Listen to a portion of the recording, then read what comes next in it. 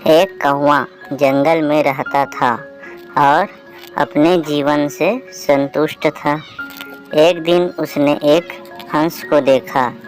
यह हंस कितना सफ़ेद, कितना सुंदर लगता है, उसने मन ही मन सोचा। उसे लगा कि यह सुंदर हंस दुनिया में सबसे सुखी पक्षी होगा, जबकि मैं तो कितना काला हूँ।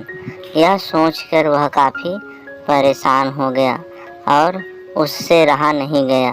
उसने अपने मनोभाव हंस को बताए। हंस ने कहा, पहले मैं खुद को आसपास के सभी पक्षियों में सबसे सुखी समझता था, लेकिन जब मैंने तोते को देखा तो पाया कि उसके 2 रंग हैं तथा वह बहुत ही मीठा बोलता है। तब से मुझे लगा कि सभी पक्षियों में तोता ही सबसे सुंदर तथा सुखी है। अब कौवा तोते के पास गया। तोते ने कहा, मैं सुखी ज़िंदगी जी रहा था, लेकिन जब से मैंने मोर को देखा तब मुझे लगा कि मुझसे तो 2 रंग ही है, परंतु मोर तो विविध रंगी है।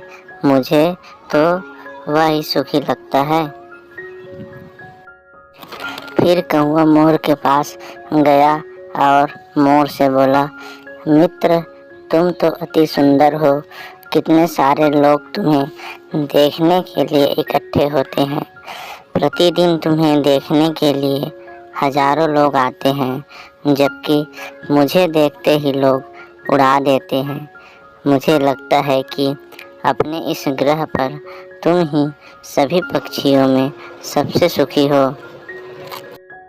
मोर ने गहरी सांस लेते हुए कहा, मैं हमेशा सोचता था कि मैं इस पृथ्वी पर अति सुंदर हूँ, मैं ही अति सुखी हूँ, परंतु मेरे सौंदर्य के कारण ही मुझे कभी पिंजरे में बंद होना पड़ता है।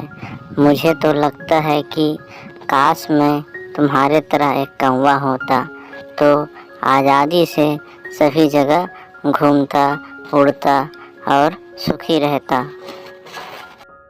यही तो हमारी समस्या है।